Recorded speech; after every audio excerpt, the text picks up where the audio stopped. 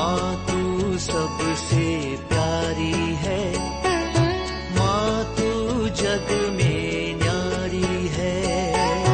माँ तू सबसे प्यारी है, माँ तू जग में न्यारी है। अपने आंचल में रखना, अपने आंचल में रखना। हमें वरदानों से भरना। माँ तू सबसे प्यारी है, माँ तू जग में न्यारी है। माँ तू सबसे प्यारी है, माँ तू जग में न्यारी है। पिता, पुत्र और पवित्र आत्मा के नाम पर आमीन। आप सबों को जय यीशु। आज हम लोग पांचवीं सुसमाचार के विषय में मनन चिंतन करेंगे। क्या आपने पांचवीं सुसमाचार के विषय में सुना है? पवित्र बाइबल के अंदर नए विधान में 4 सुसमाचार हैं। मत्ती का सुसमाचार, मार्कुस का सुसमाचार, लूकस का सुसमाचार और योहन का सुसमाचार। लेकिन एक पांचवी सुसमाचार है। प्रभु यीशु मसीह ने प्रेरित चरित्र अध्याय 1 वाक्य 8 में कहते हैं, प्रेरित चरित्र अध्याय 1 एक्ट्स चैप्टर 1 वर्स 8। प्रभु यीशु मसीह ने अपने शिष्य लोगों से कहा, पवित्र आत्मा तुम लोगों पर उतरेगा और तुम्हें सामर्थ्य प्रदान करेगा, और तुम लोग यरूशलेम, सारी यहूदिया और समरिया में तथा पृथ्वी के अंतिम छोर तक मेरी साक्षी होंगे। पवित्र आत्मा जिस व्यक्ति में उतर आता है और पवित्र आत्मा का सामर्थ्य जिस व्यक्ति में मिल जाते हैं, उन्हें यरूशलेम, सारी यहूदिया, समारिया तथा पृथ्वी के अंतिम छोर तक प्रभु यीशु मसीह का साक्षी बनना है। ये साक्षी बनने के लिए पवित्र आत्मा की जरूरत है। अभी हम लोग देखते हैं ईसा मसीह के स्वर्ग में उत्ग्रहण के 10 दिन के बाद 10वां दिन में पवित्र आत्मा आंधी के रूप में आए, अग्नि के रूप में हर एक शिष्य के ऊपर आकर के ठहराया और पवित्र आत्मा से वे सबके सब संपन्न हुआ। इसके बाद शिष्य लोग संसार के कोने कोने में जाकर के ईसा मसीह का साक्ष्य दिया।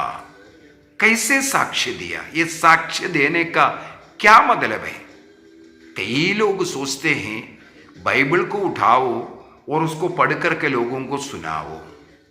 ईसा मसीह का साक्षी देने का मतलब ये नहीं है कि हम बाइबल को खोल करके पढ़ करके सुनाओ। 4 सुसमाचार है, वो सुसमाचार वे लोग भी पढ़ सकते हैं, समझ भी सकते हैं। विशेषकर मैं बोलूंगा आज के जमाने में सब लोग पढ़े लिखे हैं और अधिकतर लोगों को बाइबल के इन वचनों को समझने की कृपा है, वो समझ सकता है। आज जरूरत है प्रभु का उत्तम साक्षी बनने का। साक्षी का क्या मतलब है, इसको समझने के लिए यदि हम लोग प्रेरित रोमियो का पत्र उसके अध्याय 8 वाक्य 9 को पढ़ेंगे, वहां पर लिखा हुआ है, वहां पर लिखा है, जिस मनुष्य में मसीह का आत्मा निवास नहीं करता है वह मसीह का नहीं है। जिस व्यक्ति में, जिस मनुष्य में मसीह के आत्मा निवास नहीं करता वो मसीह का नहीं है। इसका मतलब है वह व्यक्ति मसीह का साक्षी नहीं है। जिस व्यक्ति में मसीह का आत्मा निवास करता है, इसका क्या मतलब है? मसीह जिस व्यक्ति में निवास करता है, अर्थात मसीह का स्वभाव, मसीह का जीवन, जिस प्रकार ईसा मसीह जीवन जिया, उस प्रकार विनम्रता का, शुद्धता का, पवित्रता का, प्यार का जिंदगी जो नहीं जीता है, वो प्रभु का साक्षी नहीं है। यदि हम लोग तिमोथी का पहला पत्र अध्याय 4 वाक्य 12 को पढ़ेंगे। 1 तिमोथी चैप्टर 4 वर्स 12, वहां पर लिखा है, तुम्हारी कम उम्र के कारण कोई तुम्हारा तिरस्कार ना करे। यहां हम एक और बात बोल सकता है इसको, तुम्हारे कम ज्ञान के कारण, तुम्हारा जो उम्र कम का मतलब है एक्सपीरियंस की कमी, या प्रभु का अनुभव की कमी, या प्रभु का साक्षी, उत्तम साक्षी बनने के लिए तुम किस प्रकार अयोग्य हो सकता है, अन्य लोगों के नजर में तुम्हें कहीं अयोग्य न हटा रहा है। इसलिए संत पौलुस एक रीति बोल करके दिया, एक बात बोल करके दिया। वो क्या है? तुम्हें मसीह बनने की जरूरत है। आगे लिखा हुआ है, तुम वचन, कर्म, प्रेम, विश्वास और शुद्धता में विश्वासियों का आदर्श बनो। यदि एक व्यक्ति सुसमाचार का घोषणा कर रहा है, उसे एक दूसरा मसीह बनने की जरूरत है। उस व्यक्ति में मसीह के आत्मा निवास करता है का मतलब है, उसे देखने वालों में ये विचार उत्पन्न होना, ये विश्वास उत्पन्न होना जरूरी है कि वह व्यक्ति मसीह में रहकर मसीह की आत्मा में अपने जीवन जी रहा है। इसलिए संत पौलुस ने कहा, तुम वचन में, कर्म में, अपने काम में और प्रेम करने में, भाईचारा में, भ्रातृ प्रेम में, और आपके विश्वास के कार्य और शुद्धता, पवित्रता में विश्वासियों के लिए, अन्य लोगों के लिए आदर्श बनना है। इसे कहते हैं तुम्हें पांचवी सुसमाचार बनना है। ईसा मसीह को अपने जीवन में उतार दो। ईसा मसीह की आत्मा में रहने का मतलब है तुम्हारे अंदर मसीह। शिष्य लोगों को देखकर महासभा के लोगों को यह पता चला कि ये मसीह के चेले लोग हैं। शिष्य लोगों के बातें सुन करके उनको यह पता चला कि ये लोग मसीह के शिष्य लोग हैं। तो हमारे बोलचाल, हमारे प्रेम का व्यवहार, हमारे कर्म, हमारे चाल चलन, हमारे ये व्यवहार हमें ये दिखाना चाहिए कि मसीह की आत्मा मुझ में निवास करता है, अर्थात मसीह मुझ में निवास करता है। जिस व्यक्ति में मसीह की आत्मा अर्थात मसीह निवास करता है, वह पांचवा सुसमाचार बन जाते हैं। रेवलेशन चैप्टर 10 वर्स 10, प्रकाशना ग्रंथ का अध्याय 10 वाक्य 10, वहां पर हम लोग को पढ़ने के लिए मिलता है, स्वर्गदूत एक खुली हुई पुस्तक ला करके योहन को दिया और इसके बाद कहा उसे खाओ। योहन ने स्वर्गदूत से उस पुस्तक लिया और उसे खाया। वहां पर हम लोग पढ़ते हैं, योहन के मुंह में वो मीठा लगा। यही बात यशक्येल के ग्रंथ अध्याय 3 वाक्य 3 से भी हम पढ़ सकते हैं। यशक्येल को भी एक पुस्तक दिया, इसके बाद कहा इसके खाओ। यशक्येल ने उसको खाया और वो उनके मुंह में मीठा लगा। ईश्वर के वचन, ये बाइबल दूसरों को बोल करके देने में बहुत अच्छा लगता है। दूसरों को सिखाने के लिए या बैठ कर के बाइबल पढ़ने में भी हमें अच्छा लगता है। दूसरों को सिखाने वाला शिक्षक कई घंटों तक वो इसका शिक्षा दे सकता है क्योंकि उन्हें अच्छा लगता है।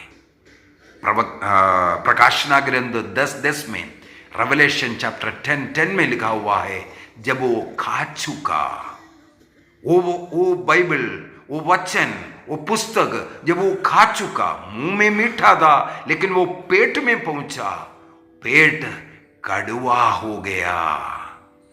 वचन के अनुसार जीने में कष्ट उठाना, तकलीफ उठाना। यीशु मसीह ने अपने जीवन में कष्ट उठाया, तकलीफें उठाया। उनके ऊपर थूकने वाले, उन्हें थप्पड़ मारने वाले सबों को उन्हें क्षमा किया। उन्हें नंगा कर अपने वस्त्र पर चिट्ठी डालने वालों को उन्होंने क्षमा किया। जी हां, वो जन्म से लेकर के मृत्यु तक ईश्वर के अधीन रहकर अपने को शून्य बना करके विनम्रता का उदाहरण देकर के हमसे कहा, मुझसे सीखो। मेरी आत्मा से भरने के लिए मुझे ईसा मसीह के वो विनम्रता में आने का जरूरत है। ईश्वर सत्य है, सत्य का जीवन। ईश्वर पवित्र है, पवित्रता का जीवन। ईश्वर प्रेमी है, प्रेम का जीवन। ईसा मसीह में भोजन करने का समय नहीं था, लेकिन दूसरों की सेवा करने के लिए उनके पास समय था। ईसा मसीह के पास भोजन करने के लिए समय नहीं था, लेकिन विश्राम के लिए या उन्हें भोजन करने के लिए उनको समय नहीं मिला था। हमें उस मसीह को स्वीकार करना है, मसीह की आत्मा को अपने जीवन में उतारने की जरूरत है। जब एक दूसरा मसीही बनता है तब हम पांचवा सुसमाचार बनता है। कई लोग अन्य लोगों का उदाहरण प्रवचन में देता है, कोई फिल्म की कहानियां सुनाता है या कोई अन्य कहानियां सुनाता है। अच्छी बात है, कहानियां लोग समझेगा, इसके द्वारा प्रभु के विषय में समझाने के लिए अच्छा है। लेकिन बाइबल में यह कहता है तुम्हें स्वयं उदाहरण बनकर अपनी उदाहरण तुम्हें देना है। यदि हम तीतुस का पत्र को पढ़ेंगे, तीतुस का पत्र उसके अध्याय 2 में, टाइटस चैप्टर 2, वहां पर हम लोग पढ़ते हैं, संत पौलुस तीतुस को लिखते हुए कहते हैं वाक्य 7 में, टाइटस चैप्टर 2 वर्स 7, तीतुस अध्याय 2 वाक्य 7, तुम स्वयं उन्हें अच्छा उदाहरण दो।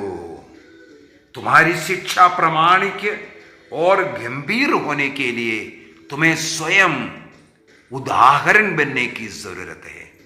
जो 4 सुसमाचार को पढ़कर तुम मसीह को अपने जीवन में उतारेंगे, मसीह की आत्मा तुम्हारे अंदर आएगा, तब तुम 5वां सुसमाचार बनेंगे। आप अपने जीवन लोगों को दो। कई सुसमाचार का प्रचारकों को मैं जानता हूं, कई ऐसे प्रभु का सेवकों को जानता हूं, हर इतवार को भी चर्च में नहीं जाने वाला, सुसमाचार का घोषणा बहुत कर रहा है। उन्हें होना चाहिए प्रतिदिन मिसा बलिदान में जाना, बार बार पाप स्वीकार कर, योग्य रीति से परम प्रसाद ग्रहण कर, अपने परिवार में प्रेम आनंद शांति लाकर एक अच्छा उदाहरण का जीवन जीने वाला। स्वयं के जीवन में, स्वयं के परिवार में वो उदाहरण नहीं है। अन्य लोगों को सिखाने में बहुत अच्छा चतुर है, दूसरों को सही सही मार्ग बताने वाला। लेकिन ईसा मसीह ऐसा केवल शिक्षा देने वाला नहीं था, अपने जीवन जी करके उदाहरण बताया। योहन का सुसमाचार अध्याय 13 वाक्य 15 में प्रभु ने कहा, जॉन चैप्टर 13 वर्स 15 में, मैं तुम्हारे लिए एक उदाहरण प्रस्तुत किया। हमारा जीवन ईसा मसीह के समान उदाहरण बनने के लिए मसीह की आत्मा से हमें भरने की जरूरत है। मसीह को जब धारण करेंगे तब हम मसीह जैसे दिखना है। गलातियों का पत्र उसके अध्याय 3 वाक्य 27 में, गलाटियंस चैप्टर 3 वर्स 27 में लिखा है, जितने लोगों ने मसीह का बपतिस्मा ग्रहण किया उन्होंने मसीह को धारण किया। जितने लोग बपतिस्मा ग्रहण कर कैथोलिक ईसाई बन गया वो मसीह को धारण किया, अर्थात एक मसीह को देख करके ईसा मसीह का दर्शन करने लायक होना चाहिए। हमें अपने जीवन में दिखाना है ईसा मसीह को। जो लोग अपने जीवन का उदाहरण उस मसीह जीवन नहीं दिखा सकता, वो मसीह का सुसमाचार का प्रचारक नहीं बनना चाहिए। हमें सबसे पहले पांचवी सुसमाचार बनना, हमें अपने जीवन को सुसमाचार बनाना। मसीह का रूप हमारा रूप में आना चाहिए। मसीह को धारण कर मसीह हमारे द्वारा बोलना है। मत्ती का सुसमाचार अध्याय 10 वाक्य 20 में लिखा है, बोलने वाला तुम नहीं हो, पिता की आत्मा तुम्हारे द्वारा बोलता है। यदि पिता की आत्मा हमारे द्वारा बोलना है, वो मसीह को हमें धारण कर मसीह जैसे रहना है। तब हम अपने जीवन का, अपने परिवार का उदाहरण अन्य लोगों को बोलने में सक्षम होगा। आइए हम अपनी आंखों को बंद करें, निर्णय करें, मुझे भी पांचवी सुसमाचार बनना है। 4 सुसमाचार को पढ़कर मुझे भी पांचवी सुसमाचार बनना है। निर्णय कीजिए। पिता, पुत्र और पवित्र आत्मा के नाम पर आमीन। आप सबों को जय यीशु।